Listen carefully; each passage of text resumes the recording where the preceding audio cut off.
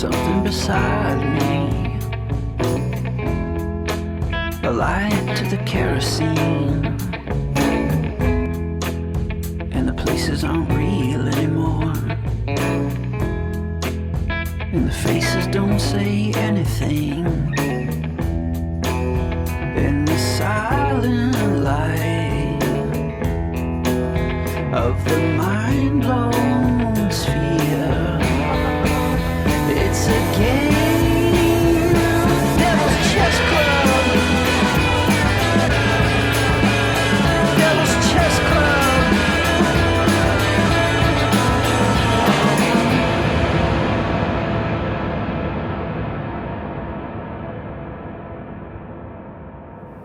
Welcome to Devil's Chess Club. I'm Aaron Good. Before the main discussion today, I want to thank all of our Patreon subscribers for their support. If it weren't for all of you, we would not be able to do this. If you are not a subscriber, you are missing out on hundreds of hours of content which illuminate the organized criminal entity that is the U.S. empire. The URL is patreon.com/American Exception.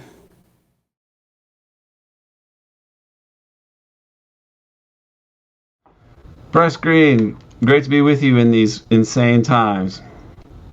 Yeah, it's good to be back, and I wish that I'm not living through like insane historical events that will shape the nature of history forever. But here we are. Yes, and we're recording this on Monday, and it's before noon Eastern time, so events are developing quickly. We're going to try to get this out as quick as we can.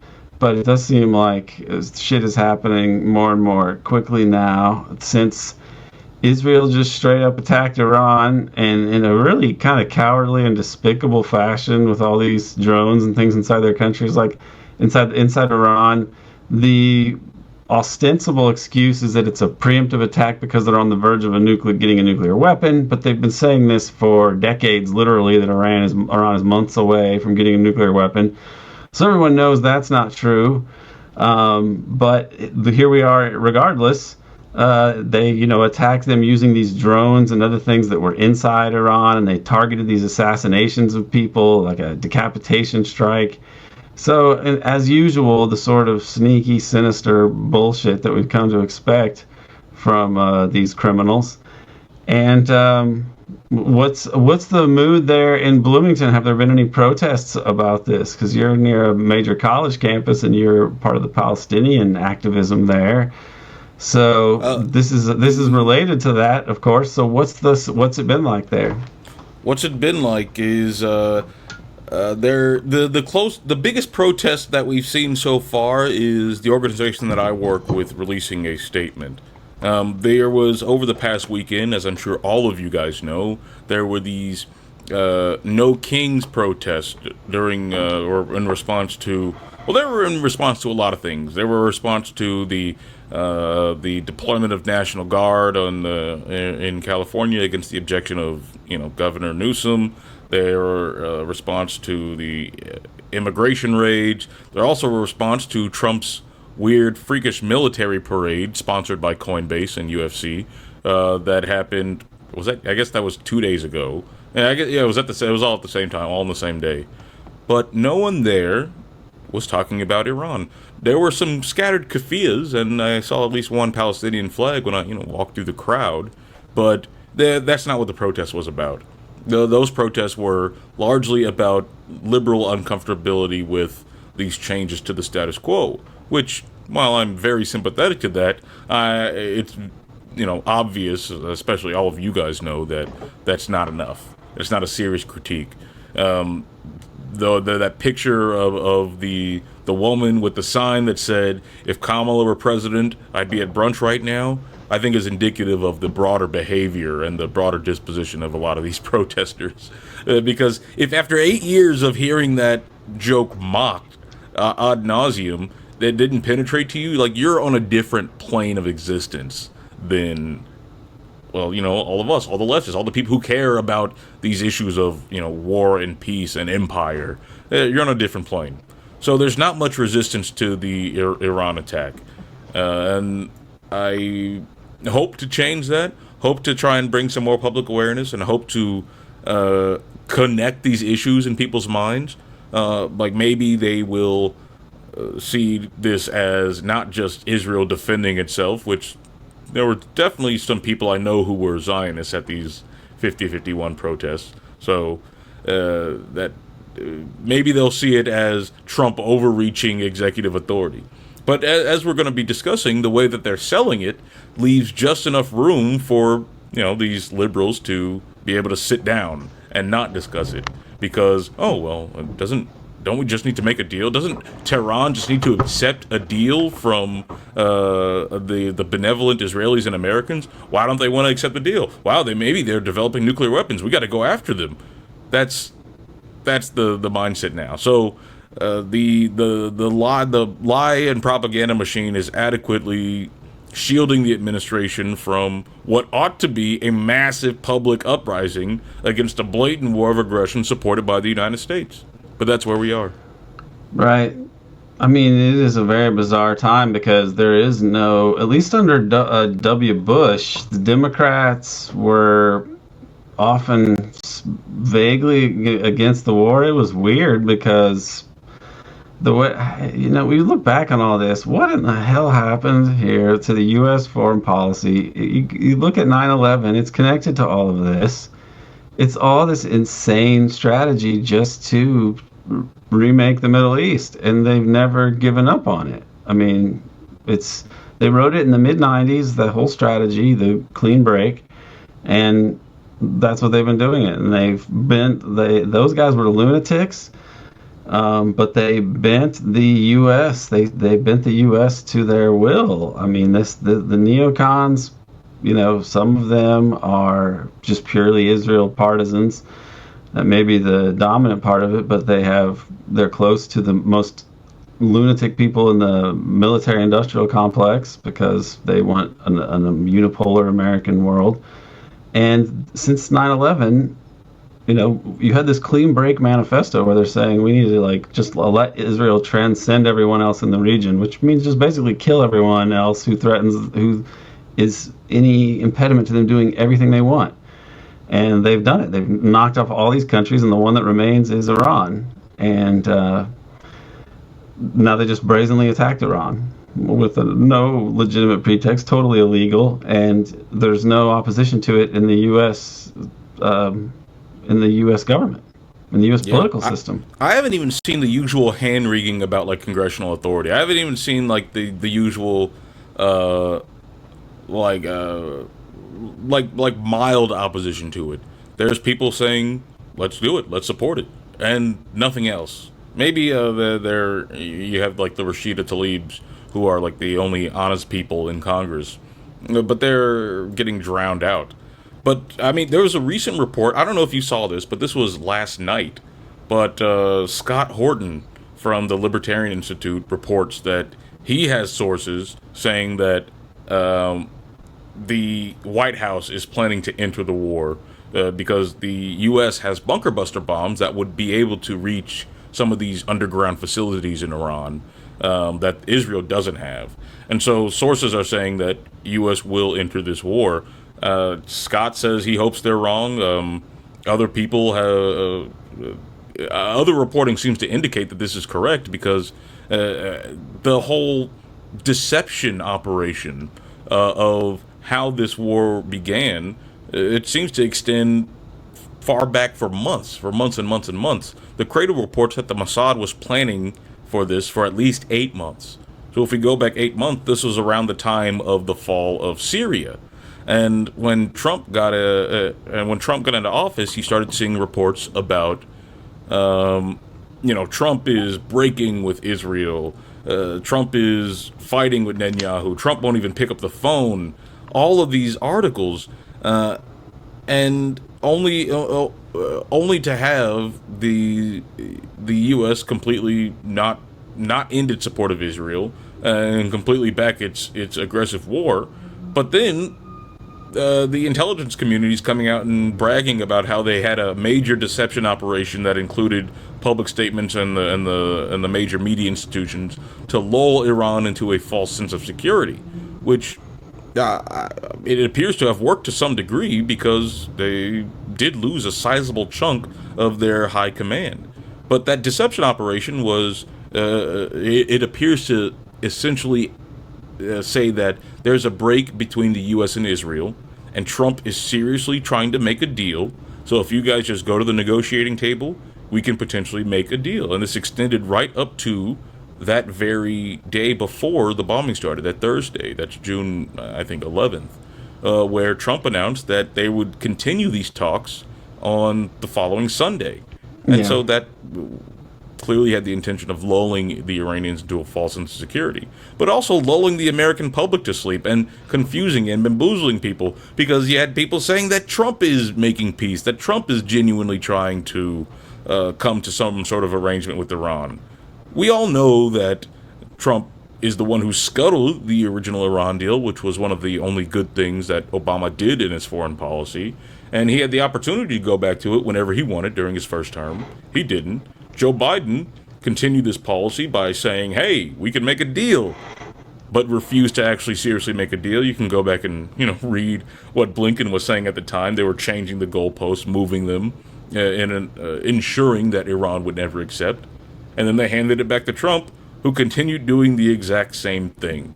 So the idea that the U.S. is seriously looking for some sort of deal is nonsense. The offers that the Iranians made were to reduce their enrichment, to allow international inspectors, essentially a more stringent version of the JCPOA, which was already a very strict deal on them, didn't remove all the sanctions, but they agreed to that. And Trump actually retweeted that. Retruthed it. He posted a video. This was last month, like a month ago, of the lead Iran negotiator saying, "We are willing to make a deal. This is the deal that we're willing to make. We'll accept to almost all of your terms."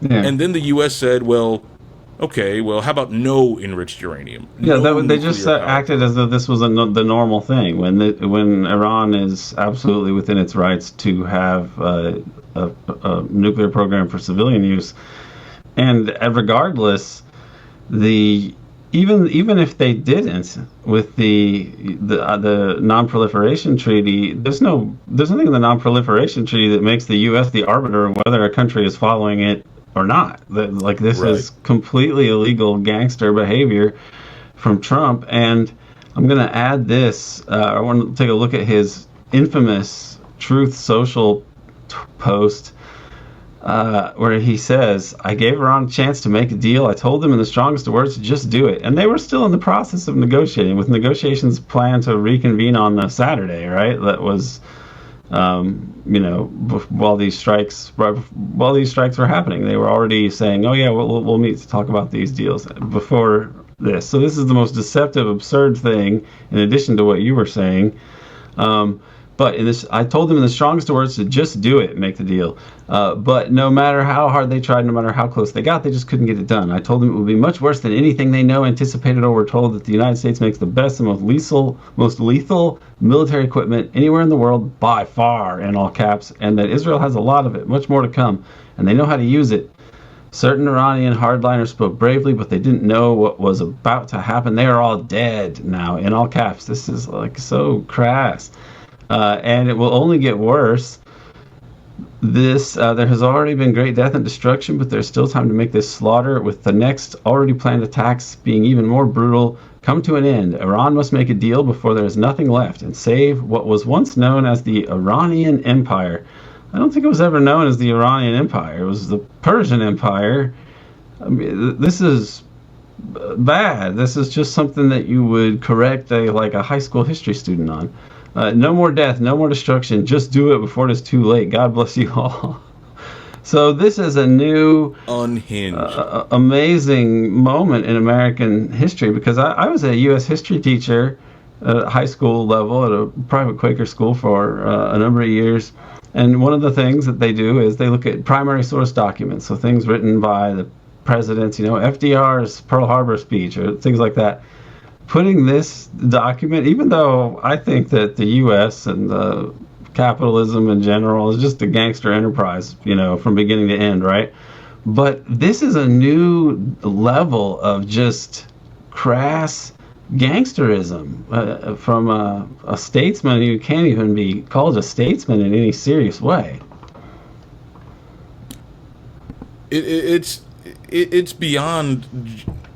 I mean, how much more can you say about Trump's like public communication style? Like the fact that this is the word of the president on this. There was no nicely made public statement about what our war aims are, what we're doing, what we're trying to accomplish.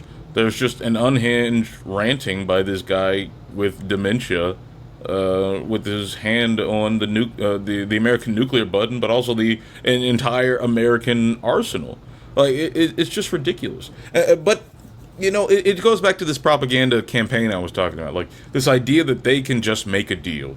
This is what the major media are framing this as. They're not framing it as an unprecedented and unprovoked attack on a sovereign nation by a rogue state, which, that's how they framed the Ukraine war, where it was much more complicated.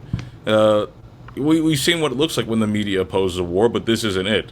They're saying the word of the day was preemptive when it first started. They were uncritically reporting, Israeli official statement that said it was preemptive. But then it became just unprecedented is the word that they kept using. No moral judgment there, just they'd never done this before. And then they also accepted that Israel did this because Iran was on the verge of creating a nuclear weapon.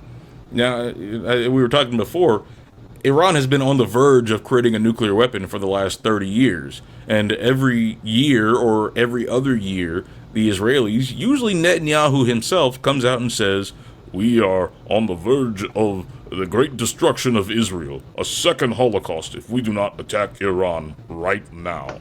And he's been saying that, again, like every other year. But it's actually, and this might be a chance for Tulsi Gabbard to shine. That's what some other people were saying. The U.S. intelligence community is almost unanimous, and they rarely say this, but every report from the U.S. intelligence community assessing Iran's desire and capability to build a nuclear bomb says that they are not doing it, and they have no interest in doing it, and there's no evidence to suggest that they've made the decision to do so. The Supreme Leader has said that they've actually banned, like it's against the Iranian policy to go and build a nuclear weapon. About a month ago, one of the top advisors to the Supreme Leader said that we are not building a nuclear weapon, but we will if we're attacked by Israel or America. So what was Israel's response? It was to attack Iran and just thus ensure that they start on a nuclear development program. Which, right, if I think they that haven't that's already, I mean, right. No, I would guess that they have nuclear facilities. They probably foresaw. There's a good chance they foresaw that this was a possibility. They may be able to more quickly assemble a nuclear weapons system than we had guessed, and would they have the missiles to deliver them? So this is. It's obviously not about the nuclear issue because they are totally aware that the surest way to guarantee that Iran would develop a nuclear weapon would be to attack them in just this fashion. So they want to destroy the Iranian regime. It's about regime change, and they want to do this so that they have a free hand for their final solution to establish Greater Israel. That seems to me to be pretty clearly what we're seeing here. Yeah, no, and the Guardian had a headline that kind of summed up Israel's likely logic in this. It was as attention turns to Iran, there's less condemnation for Israel's action in Gaza, and that's 100% true. In Gaza, Israel is committing massacres daily. They've been using this Gaza humanitarian foundation, basically a sock puppet for the U.S. and Israeli government. They had them distributing aid, and every single day there have been people who have been murdered as a result of distributing that aid. And that's in part because of the IDF, but it's also in part because of the ISIS-linked militias that Israel has now admitted to funding in Gaza as a counterweight to Hamas, as a way to keep Hamas busy, as a way to degrade their capabilities, and also just cause more chaos inside the Strip. Now, this has been reported for, I guess, the last year, but it's only in the last few weeks that Israel has openly admitted to it. So all of this is happening while Israel, turns its head and turns the world's eyes to Iran.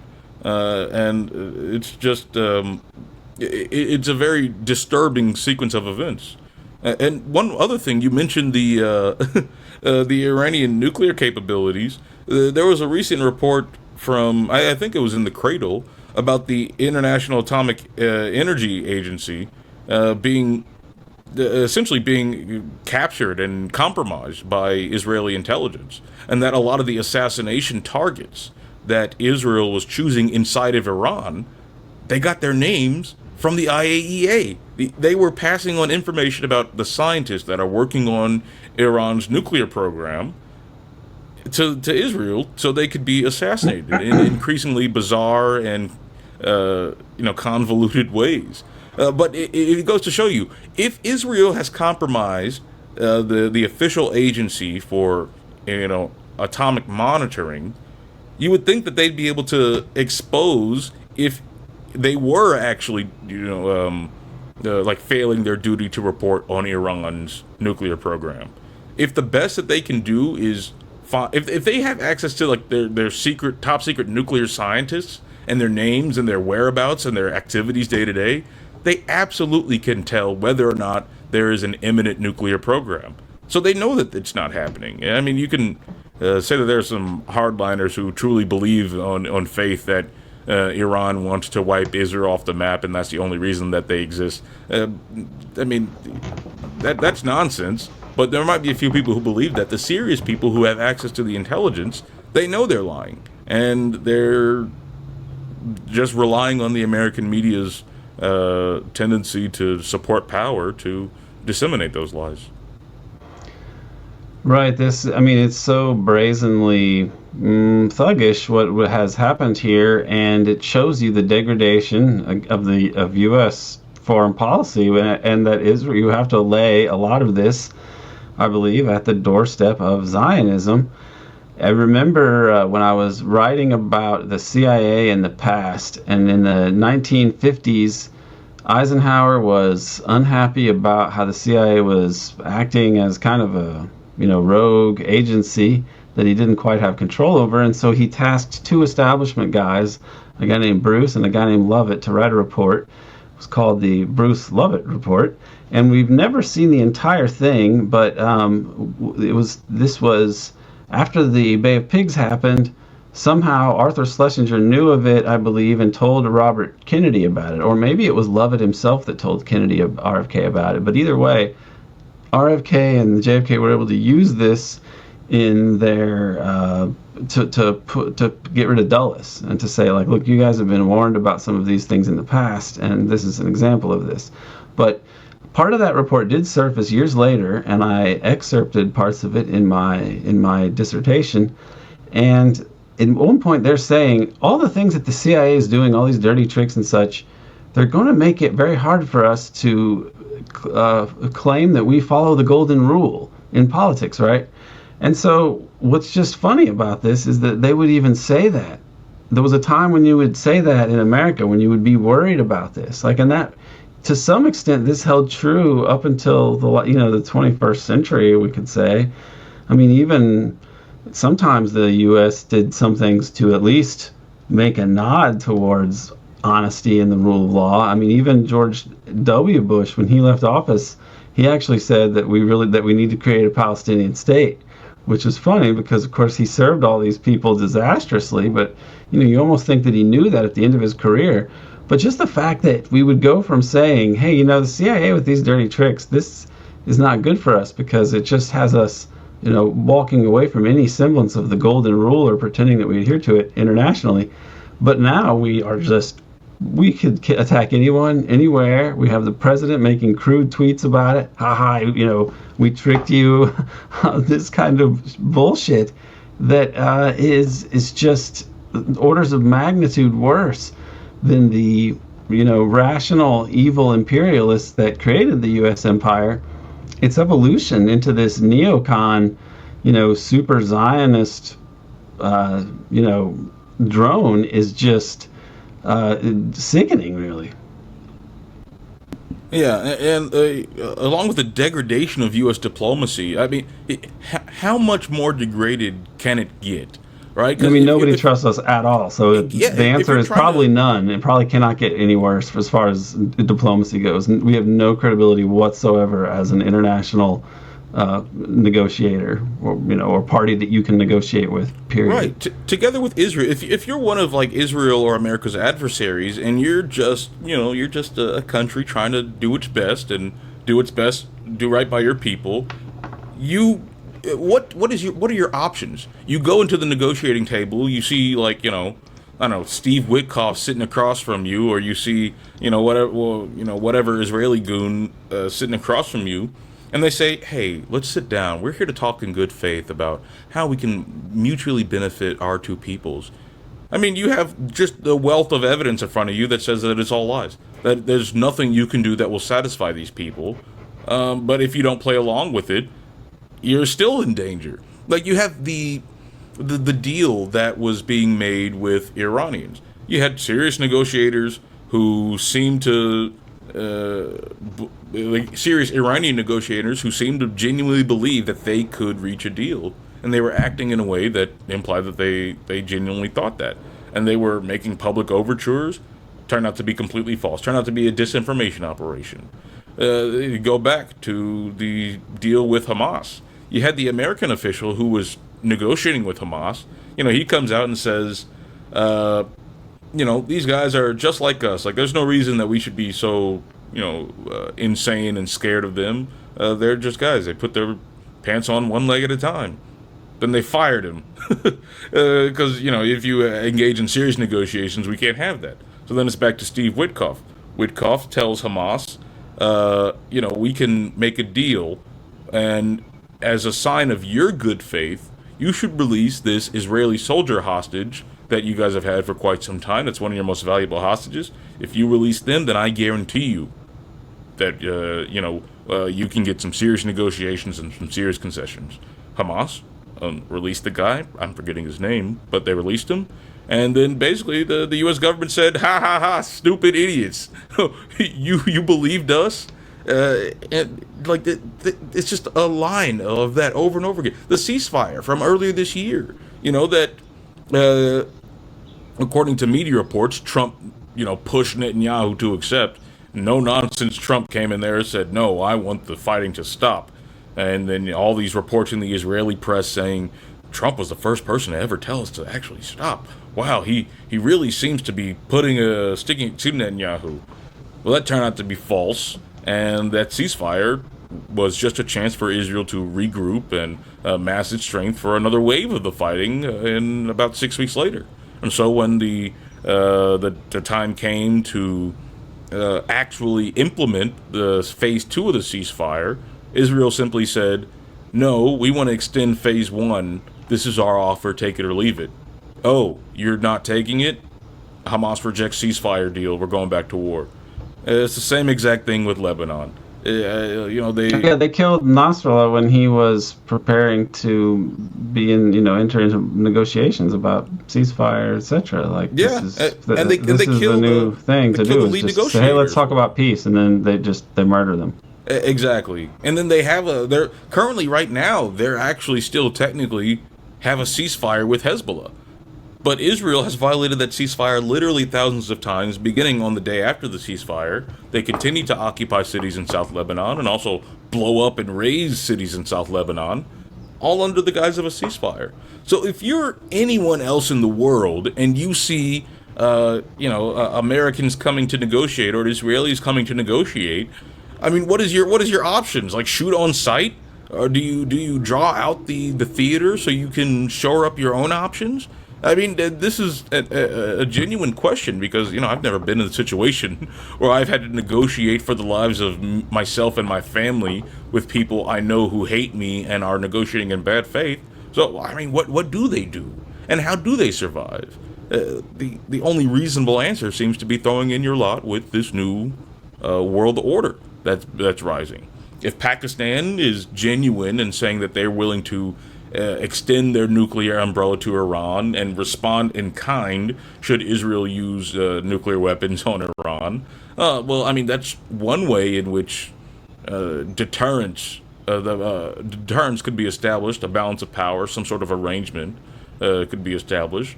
But that would have to extend for it to have any credibility to most likely Russia.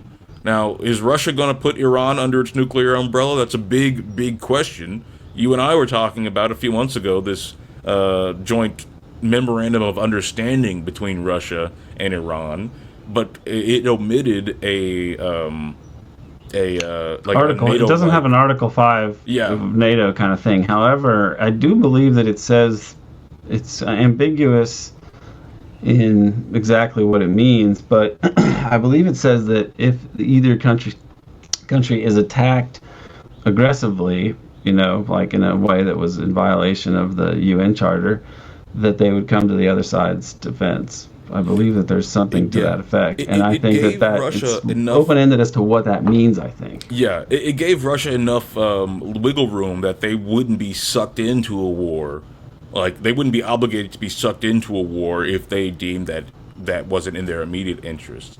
But, I mean, if they did have that, would Israel have attacked? That's not clear to me. I mean, Russia also has close ties with Israel that are, complex and multi-layered, but would they allow Iran to just be pummeled like that? It's unclear, but the only way forward for Iran is to have this sort of international support. Yeah, I think like a sort of a I think China and Russia, if Iran, if somehow they succeed in destroying the Iranian regime, which seems not doable without major carnage, then it would seem that a logical thing to do would be to have the BRICS create a military alliance component, and so you would have, like, you have NATO bases in Romania, which is a stupid idea. And they attempt to put them in Ukraine, which goes from stupid to criminally stupid, because we see how that went. But Iran, China, and Russia could, make Iran a stronghold fortified by, Russian and Chinese military and industrial might, such that Israel could not threaten them, and the U.S. couldn't threaten them. That would seem to be the logical thing to do, and alternatively, Iran can pursue its own nuclear program. But either way, you can't really live with the threat hanging over you of destruction like this without doing everything possible to stop it. I don't know. Some of these, like Scott Ritter, seems to think Iran should just capitulate about all of these things lately. When I've seen him speaking about it, it's a little strange. Capitulate in what way? In, like, just not have any kind of nuclear program whatsoever. I think it seems to be what he's saying, that he was emphasizing more that Iran really should never even consider a nuclear weapon, and I don't know what he was saying about enrichment in general. It's been strange because he's this weapons inspector and he seems to know about these issues, but on the issue of Iran, he kind of differs with other people who have looked at, people like Mearsheimer, who are pointing out that just the logic of the situation is such that Iran is going to have a way to deter Israel and the U.S., and probably nuclear weapons are the only way to do that. Well, that's the big thing. It surprises me that someone like Scott Ritter, who was, a weapons inspector in Iraq, where this WMD playbook was being, I guess, perfected, and this art of fake negotiation with Saddam Hussein was being perfected. Because if we look at countries with nuclear weapons, North Korea, the Americans and the collective white power axis, they would have loved to be able to just roll in there with tanks and bombs and crush North Korea like they were trying to do in the 50s. They would love to have done that, but they would never dream of it. It's so far out of the question because North Korea has nuclear weapons. If they didn't, then every day we'd be reading headlines about war games on the border of North Korea, like we're preparing the South Korean army for a full invasion, and they'd probably dream up some pretext like, we got to save the North Korean dogs from being eaten by the savages or whatever. But you don't have that. You have more or less a rational policy towards North Korea where they're just trying to isolate it, without trying to poke the bear too much. Brief periods of, trying to engage under Bush and then later under Trump, but, they were fruitless. But they would never dream of blowing it up. Gaddafi, he gave up his nuclear weapons. And, for a time, Gaddafi would never have been able to be invaded. There would never have been the possibility of a NATO operation on his soil in any way, but let alone directed at him personally. That would have never been on the table. But then they gave up their nuclear weapons. People even make this argument about Ukraine, although they miss a lot of the specifics, and they often do so in bad faith. But I think the underlying logic is true, that if Ukraine did have nuclear weapons, which they never did, let's be clear, but if Ukraine was under the nuclear umbrella of NATO and the West, Russia couldn't have invaded. It would be a very dangerous situation for Russia, and it would probably have pushed us to nuclear war. But it's just a fact. If a country has nuclear weapons, you can't invade it. So when countries are watching other countries under attack and watching, the Israeli press talk about, should we blow up Iran? Should we kill every single one of their leaders and their families and their homes? Well, the only logical thing to do is to wonder how you can protect yourself. And the only way you can do that effectively and efficiently and economically is with nuclear weapons. And the other issue that goes along with this is just similar in terms of like how you have to look at the West is this predatory gangster enterprise who cannot be relied on to follow international law or to even respect the agreements that it signs and, is a party to, because we know that at the collapse of the Soviet Union, and when they were, just prior to that, when they allowed for the reunification of Germany, they were promised that NATO would not move an inch to the east.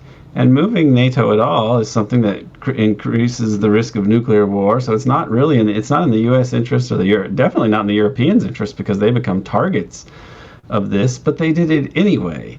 And so it just is another example of that you cannot trust the West. I feel that this is the damage that they just don't see.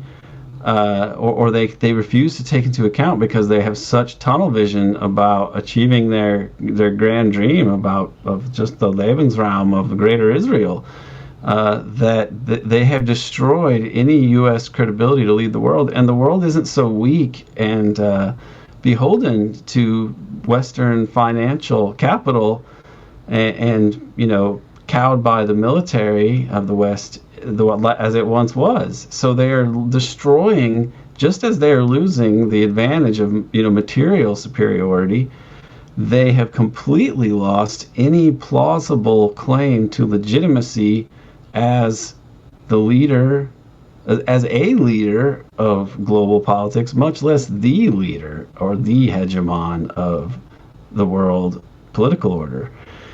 And I don't see how they will ever get this back. And Trump has been, as crass as he is, it can't really be blamed as, everything is good. Trump is just sort of the culmination of this. You get people that are just more and more unable to stand up to the general thrust towards imperial disaster. And Trump just seems like you had to get somebody that corrupt and that devoted to self-enrichment and aggrandizement and such a clownish figure. You took somebody like him to go for this final step, but I think it's going to be I think it's going to be a medium-term failure and a longer-term. I just think that the U.S. is done as the leader of the world, because any world that would tolerate a leader like the U.S. and the West is just it's a sad, corrupt world, and I don't think that the rest of the world is so weak that they have to submit to this.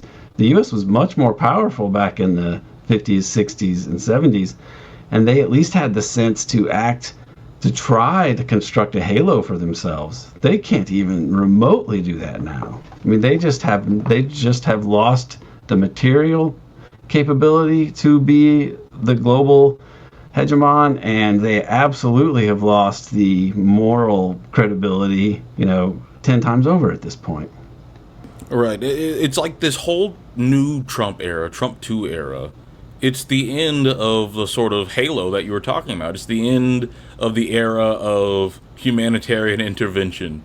Like you saw the restructuring of the National Endowment for Democracy and USAID, not dismantling, but restructuring, where in large part they took away a lot of the good things that these organizations do. Like, I'll be the first to tell you that it's good when the U.S. is airdropping, cans of beans on people so they can eat food instead of airdropping bombs.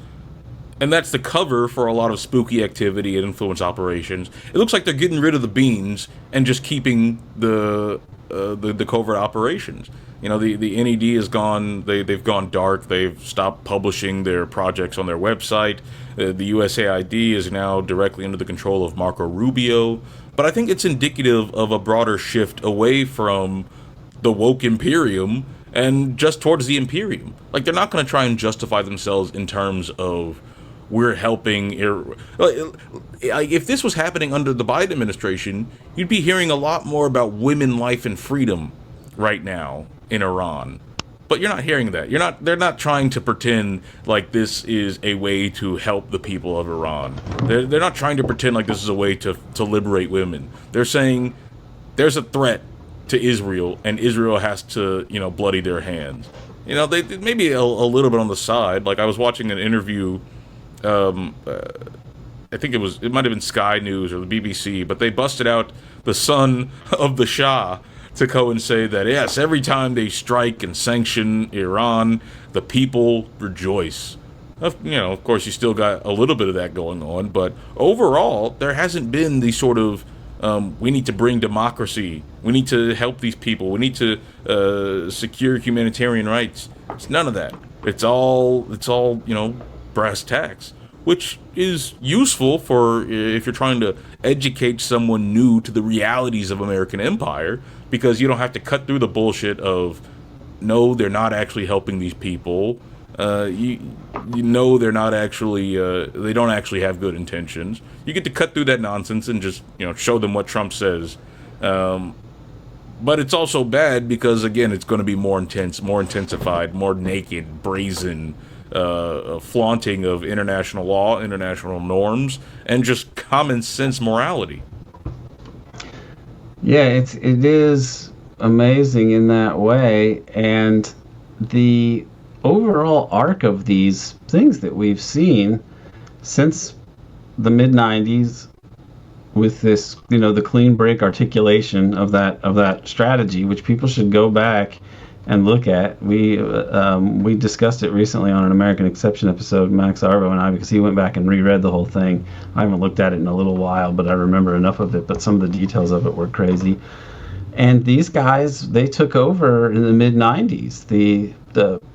George H.W. Bush did not agree with Wolfowitz, and people in that administration leaked the original Wolfowitz Doctrine plan, which is very much related to the Clean Break Report, and it calls for preemptive attacks against anyone who could threaten the U.S. And this is that same logic. Of course, we saw it with the Iraq War as a supposedly preemptive thing, but just in general, the whole strategy of taking out all of these governments there, and they thought they could do it because Russia collapsed. Because Paul Wolfowitz said at the time, we got about 10 years, in the early 90s, he said, we got about 10 years before, now that Russia is really on the ropes, to clean up all these old client regimes in the Middle East, client regimes of the former Soviet Union. So he meant Syria, probably, and Lebanon, and he would refer to them that way, even though Lebanon was not really so firmly in the Soviet camp. Iraq, Iran, they would have probably described that way. Everything in the Middle East, like they listed all the countries they wanted to take down, and they have.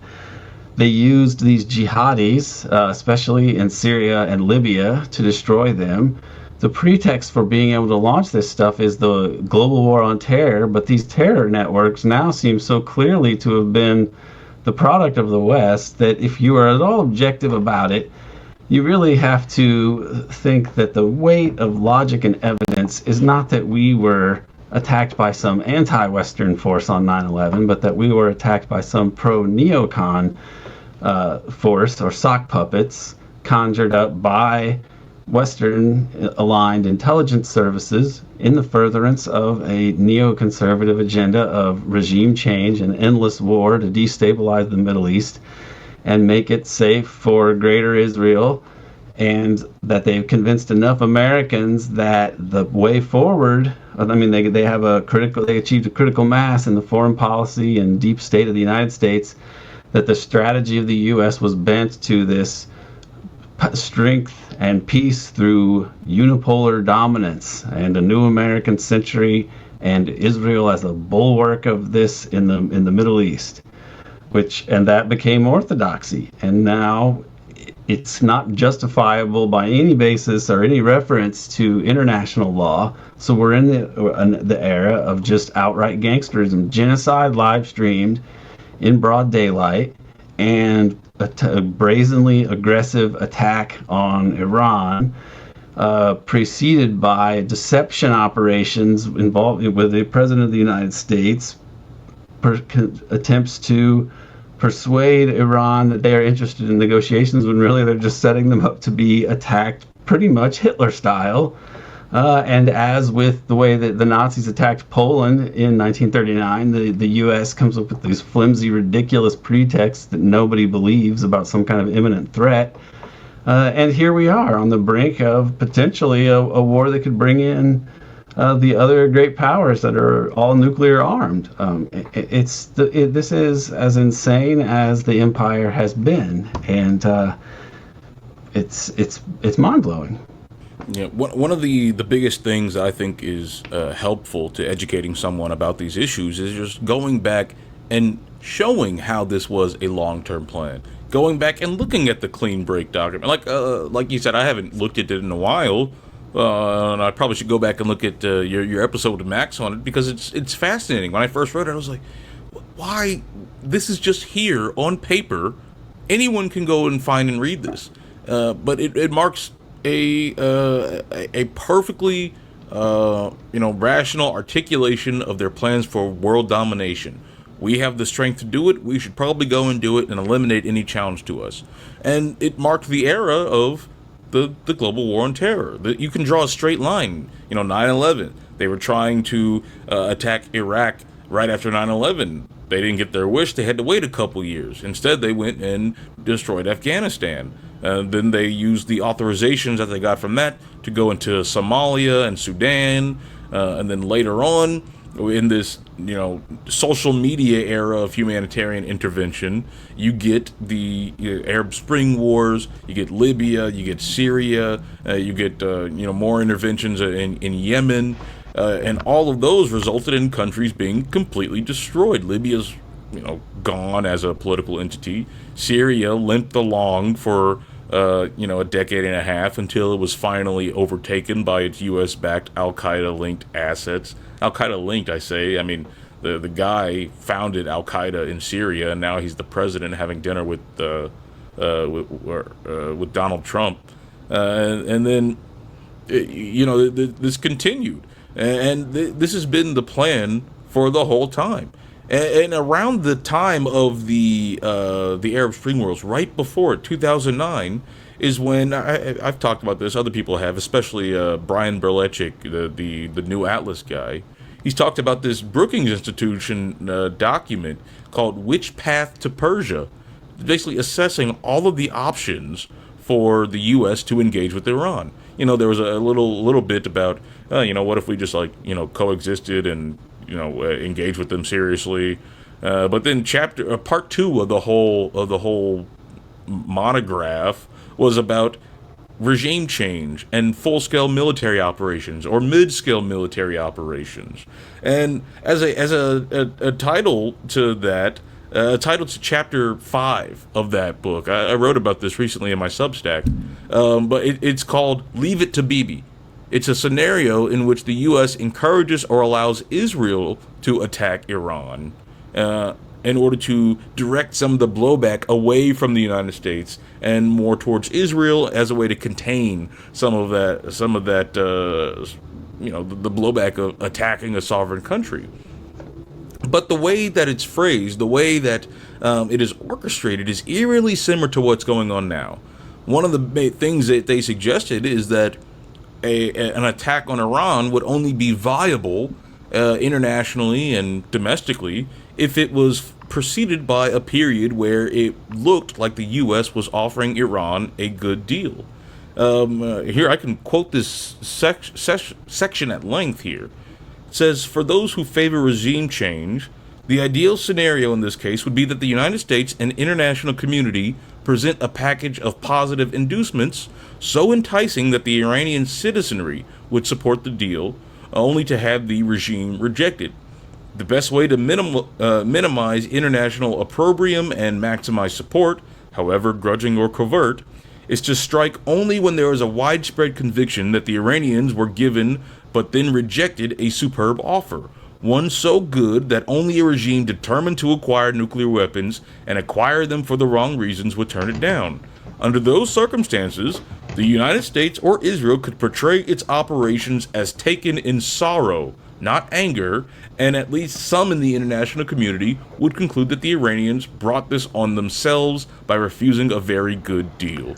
It didn't happen that way, though. You can see that they'd want it to happen that way, but it didn't happen that way because they did sign a deal. That's written in, 2010 or 2011? It was 2009, before the Obama-Iran deal was finalized. Right, which is before notable because Obama does not stick to that script because he actually has that deal go through. I mean, he actually did sign it. I suspect that the neocons weren't expecting, the same way they weren't expecting Obama to reject full-scale intervention in Syria or reject sending lethal weapons to Ukraine. I think to his credit, Obama seemed to realize that he was put in some sort of vice by the neocons. But that doesn't mean the neocons went away. I mean, this plan... No, and Brookings was supposed to be the more centrist, vaguely liberal one, but... there just isn't in think tank land. I mean, that's what it shows, that there's very little constituency for anything but there's nobody bankrolling anti-neocon think tanks. I mean, the Quincy Institute would be like the only one. That's literally the only one. And they pull so many punches when they talk about these things that it's like, there's the old establishment. There's nowhere where you have a real conversation about the reality of what the U.S. is, what it does, what its aims are. It's just some hand-wringing restrainers, and it's like, I get they're better than the neocons in a sense, but they're not better if they are helping to provide an illusion of any sort of democratic pluralism in U.S. foreign policy. It's just that they're inadequate that way. In this case, they don't have any deal to offer the Iranians, so they can't really make any sort of claim to the international community. All they can really do is rely on their vassals to give the thumbs up, as they always do. But these countries are increasingly pathetic. Like the European countries are a mess.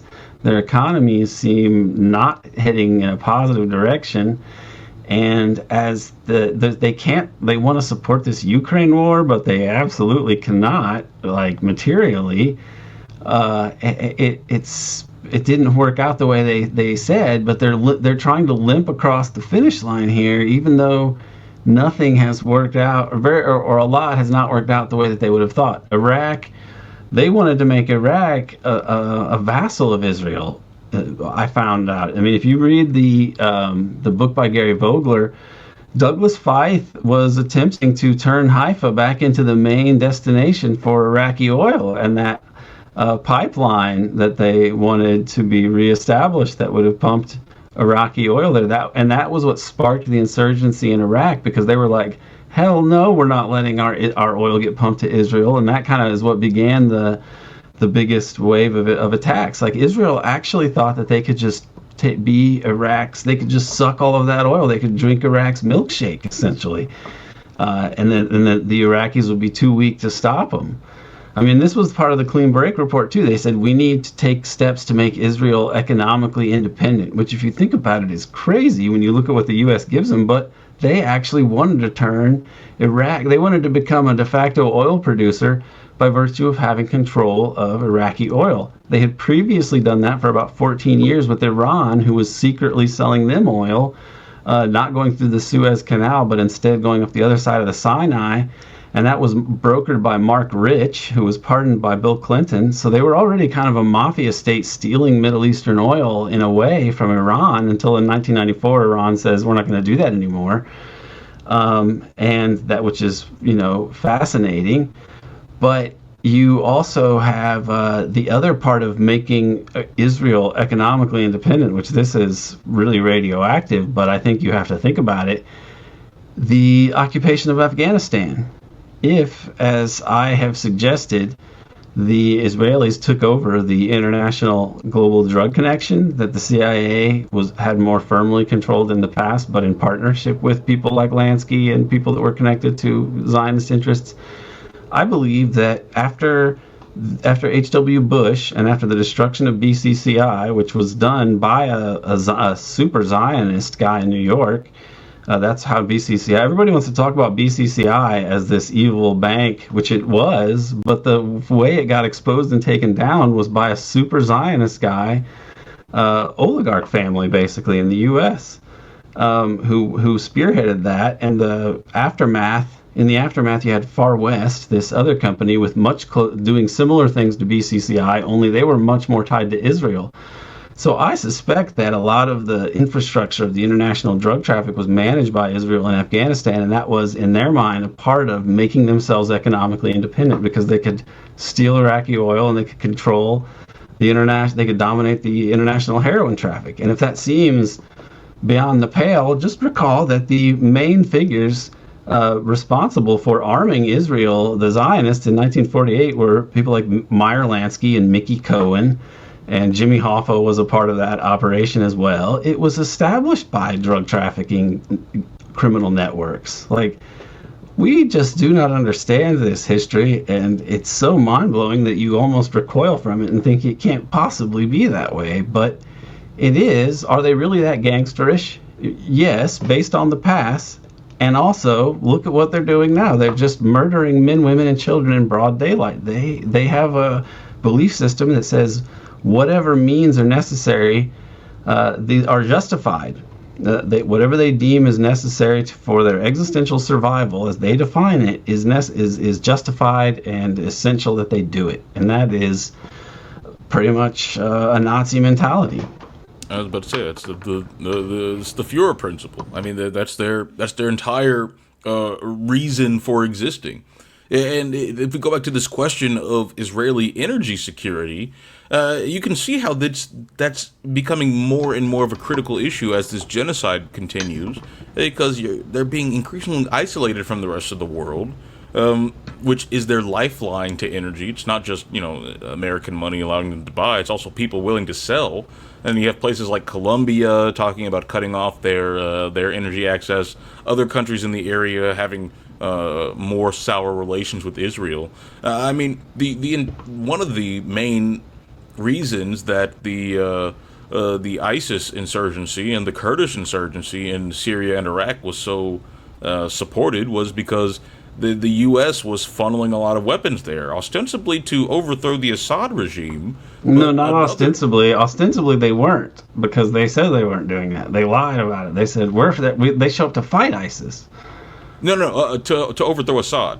Yeah, but even when they were attacking Syria, they weren't admitting that they were funding like Al Qaeda and stuff. I mean, in some cables they were, but they didn't admit. They were lying about all of this. They said that they had to invade Syria to stop. What I'm saying is it's even crazier than the way you're describing it, because they would lie about even doing that. Well, it was a weird both sides of their mouth, right? Because you would have U.S. officials coming out and say, yes, we're sending weapons to the opposition, and then the next press conference to say, yes, the opposition is largely made of Al Qaeda and hardline Islamists, but no one would ever put two and two together But but the ostensible goal for that was to for giving money to the opposition. To support the. But those were the liberal moderates. Just you can't find a single one of them. But trust us, they were liberal moderate Democrats.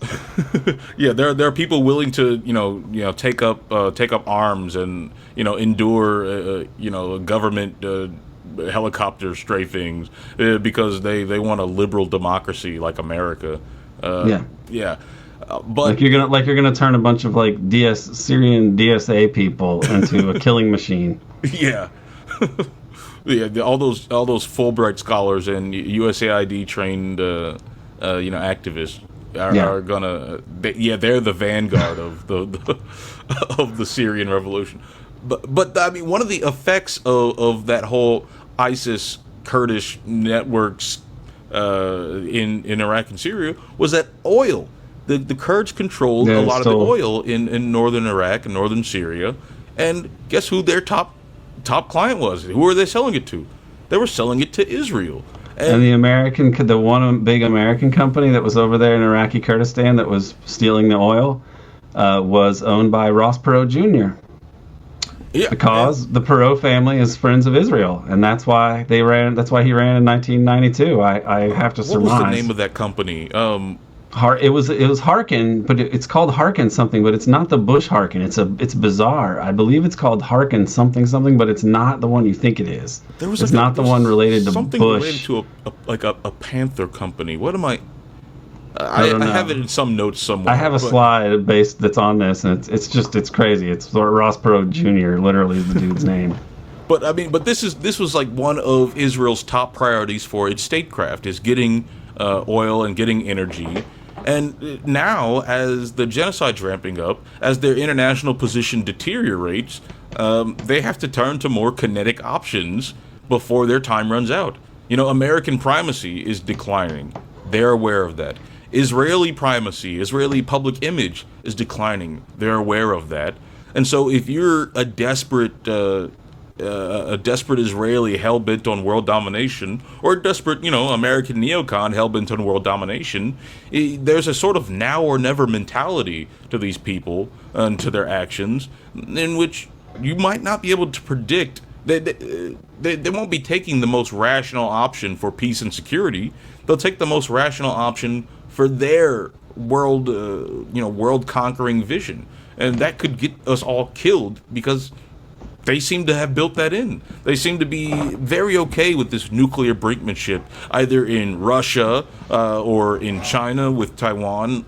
Another insane topic that we didn't even touch on, but is still related to this whole geopolitical conquest. But also with Israel and Iran. They're empowering Israel and its rogue nuclear program that they're in denial about to go after Iran's non-existent nuclear weapons program that they're making shit up about.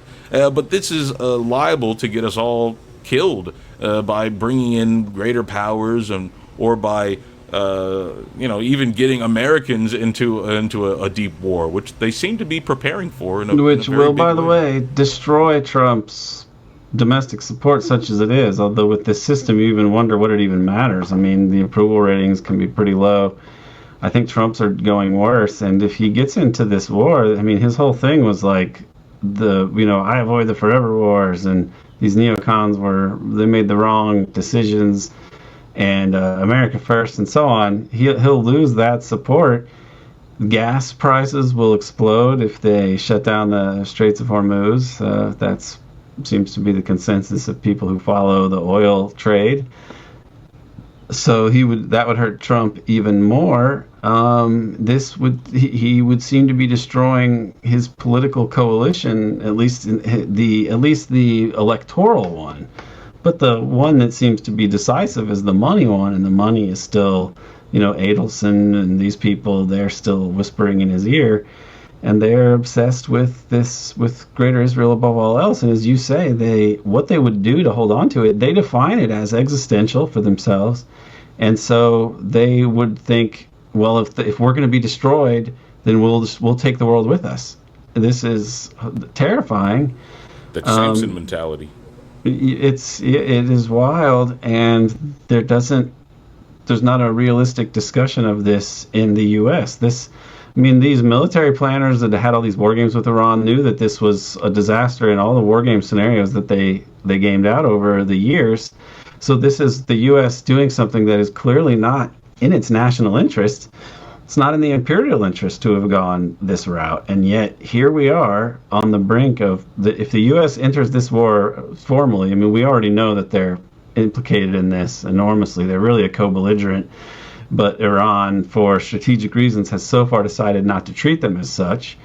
But if the U.S. does enter this war overtly and undeniably, would the military rebel about illegal orders, which essentially the entire war is brazenly illegal? Would rank and file soldiers rebel? Is there anything stopping Trump and these people? Because it's so revealing that the liberals are out there with such weak protests about all of this when the military thing is the key no protest about issue. Iran.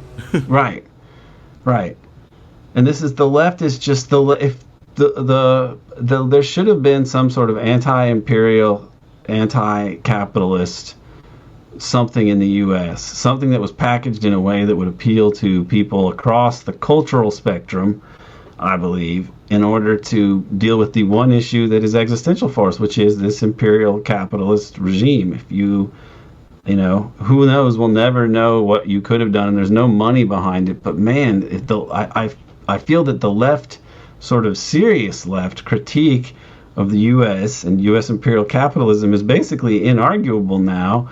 And for so many people, you can point out how it's not in their interest because you don't have health care, you don't have affordable housing, education. You need to deal with that, and it's related to this regime that we have that just cares more about ruling the world and keeping us, desperate so they can control society and go about the more important business of running this imperial enterprise.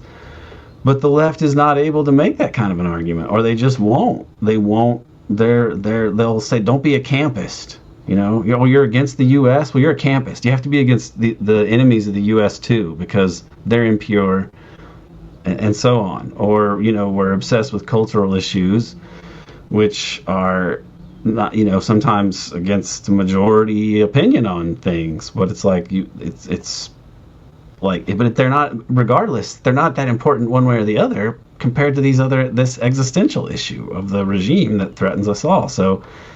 This is dismaying to me, and I don't know what it would take to wake up the people on both the left and the sort of the right, but it's not more the cultural right, but not necessarily the political right as much as we think.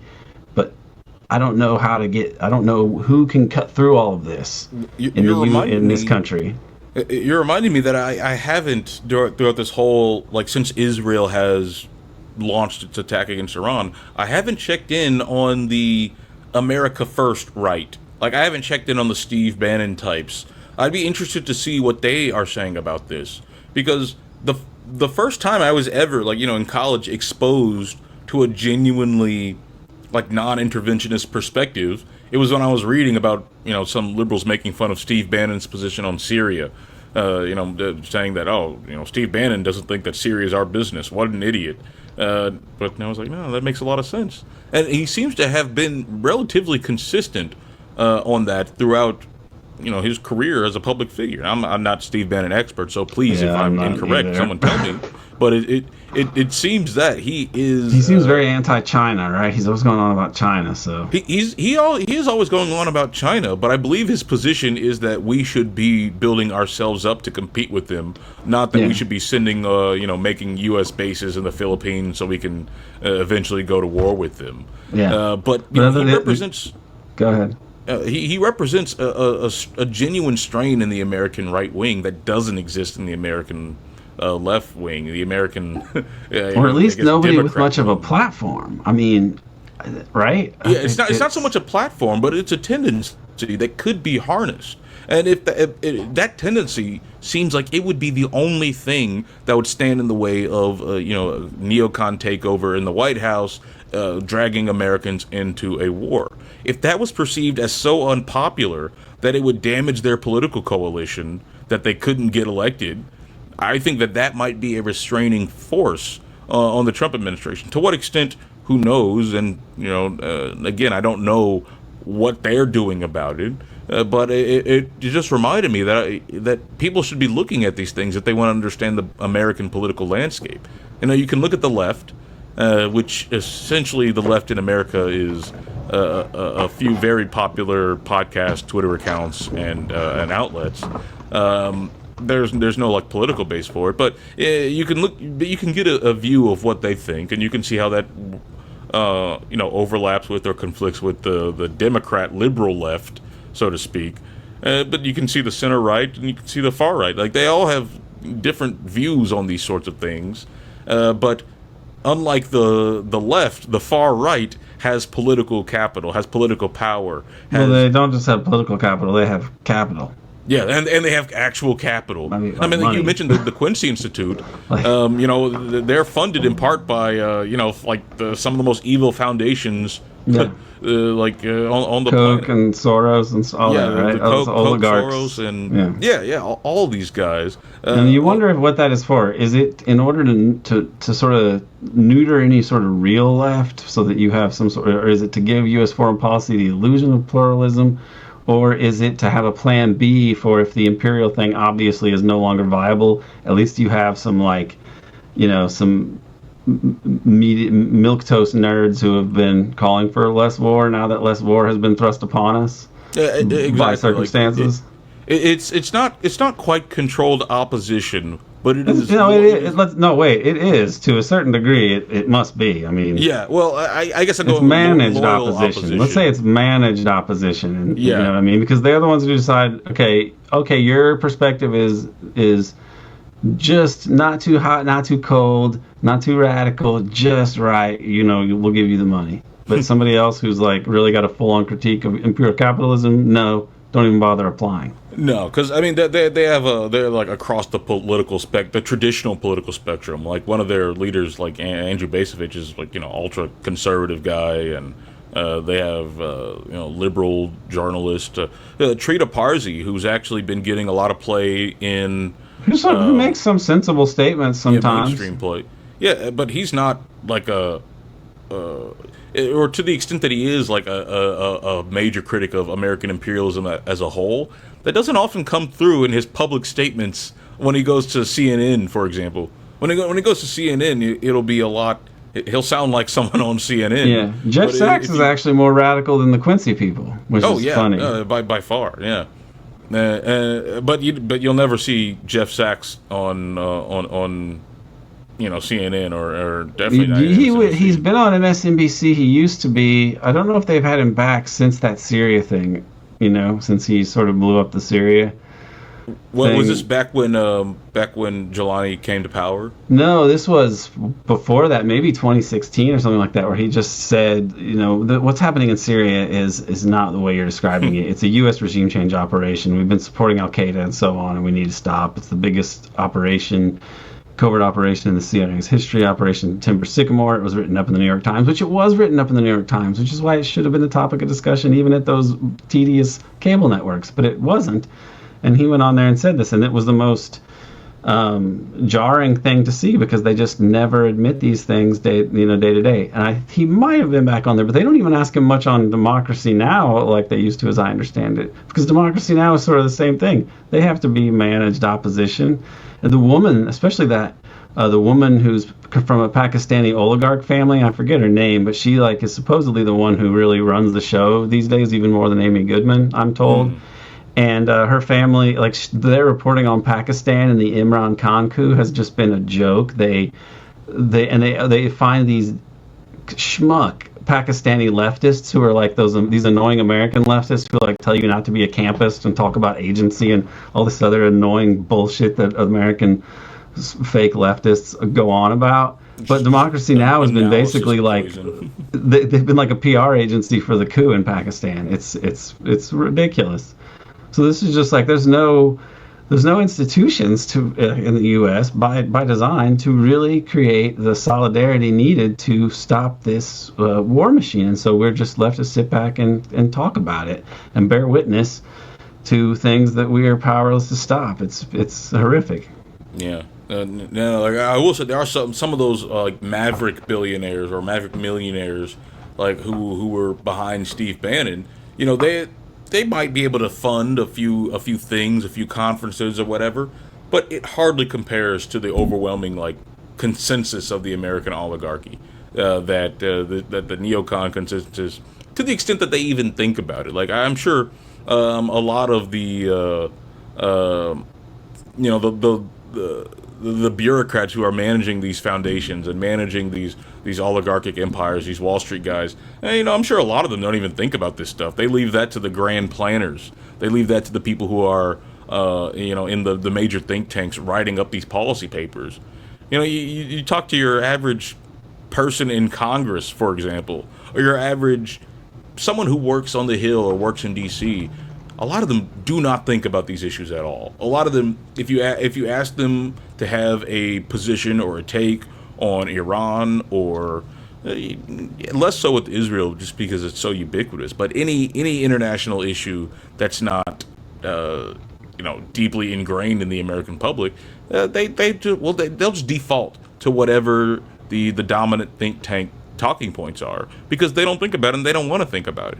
Yeah. And so that gives a lot of space for the real, you know, the crackpot realists who are drawing up these policy papers to come in and determine what the policy is going to be. Yeah. And that's very worrisome, because there's nothing going to stop it. There's no American, even if there was, that's the thing, even if there was, imagine if all of those people doing this 50-51, the No Kings protest, even if they were all holding signs that said no war with Iran, we have to stop the war, you know, free Palestine, Israel sucks, defund Israel. Even if that were the case, there's no political force in the country that would be able to channel that energy from people power to structural power. Like there's no power, anti-war party, and it's just the structural design of the country. Yeah, well, it's evolved in this way to become a top-down oligarchy. You know, the deep state is really just another way of saying the oligarchic state. It's this regime that limits the possibilities of political change and reform.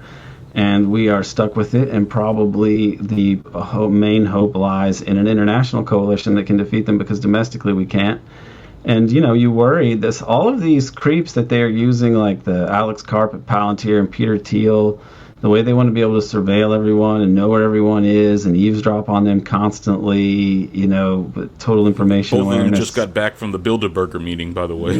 Yeah, all of this. And you got to wonder, like, it's becoming more overtly fascist. So the parafascism, or sort of covert fascism that the U.S., that characterized the U.S. empire for the decades after World War II, is really now morphing into like a kind of more overt fascism. And then you've got to wonder when will they start to go after activists and so on if it comes down to it. I mean, and they have more sophisticated ways to do it. I always worry that the medical, biological warfare things that they've likely developed, like they apparently gave Jack Ruby some kind of fast-acting cancer. They can do that to other people. I mean, I've heard they did that with Chavez, Hugo Chavez. Oh yeah, Hugo Chavez seems to have been poisoned that way. That's what the Venezuelan head of state said. Maduro said they believe that and they were investigating it. But the thing is, it's impossible to prove those things, and other people will just think you're paranoid if you say it. But this wouldn't surprise me that they would have more sophisticated ways of doing this. And it's what to me it just emphasizes is that this needs to be defeated. The U.S. needs to be returned to being some sort of vaguely lawful country that isn't trying to run this global empire forever in a totally lawless and fascistic way. Because the longer it's allowed to continue in this kind of unhinged, horrifying, unmoored fascist way, the darker things could get at home and around the world, up to and including nuclear war, but also the potential of horrific police state abuses and clandestine violence, directed now more at the population than ever before. So what's the takeaway here is that we are the baddies. We are the bad guys. We, meaning the regime, the U.S. regime, the regime of the West, is just the villain of humanity and human progress. and that somehow it needs to be drastically reformed, and it needs to be defeated in its quest for global dominance as soon as possible, because it's endangering each and every one of us. Right. You were mentioning like the potential for going after activists. I mean, I was paranoid just going in and out of the country. I was worried that I gotta secure my devices and make sure that people know that I'm going through security, and here's a lawyer's number just in case. Because that's just the kind of climate that we're in now, and I'm like kind of nobody on this front. But you've seen people like Kit Clarenberg, Ali Abu Nima, Richard Midhurst, and others being just having their devices raided, being stopped at borders, being detained by officials just for the work that they're doing and the political positions that they're taking. And of course, you have, if you're not a citizen in the United States, you always have that risk of these fascist paramilitaries like ICE showing up at your house because you liked a tweet that was critical of Israel. That's a very dangerous climate that we're in, and like I said, it seems to be the end game of this American parafascism. And one of the things that we always talk about in the U.S. is, on American Exception, is the continuity of government network and the change that they made under the Reagan administration from protecting against a potential decapitation nuclear strike and having that network come into operation to continue running the government. Under Reagan, they made the change to include widespread popular opposition to a war as one of the triggers for activating COG. And since we're already in an era where we're in a state of emergency since 9/11 that hasn't been challenged, that hasn't been updated, and that hasn't been reviewed by Congress, who knows what sort of potential, I guess, plots or plans that are in store for us should there be widespread opposition to a war with Iran.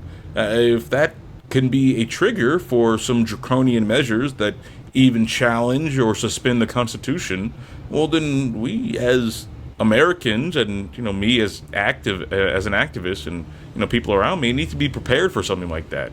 But I don't really know if there is a way to prepare for that other than tell people you love them. Like there's no defense mechanism that we as normal people can use against that level of fascism, other than trying to organize to make sure it doesn't happen in the first place. But that's becoming an increasingly difficult concept. It is. It's very grim, and hopefully things will sort themselves out in a way that puts the U.S. and the West on notice that they cannot continue with business as usual. And I mean, by as usual, I mean for the last few centuries. But we're in the interesting times in which this is unfolding. So, Bryce, I want to thank you again for being with us. And until next time, thanks again. Until next time, Aaron. Thanks to Dana Chavarria for producing this episode, and thank you for tuning in. I want to express my deepest appreciation to all of our American Exception subscribers. If you are not a subscriber, please consider subscribing to the American Exception podcast on Patreon. The URL is patreon.com/American Exception. Thank you for tuning in and helping us bring light to the devil's chessboard.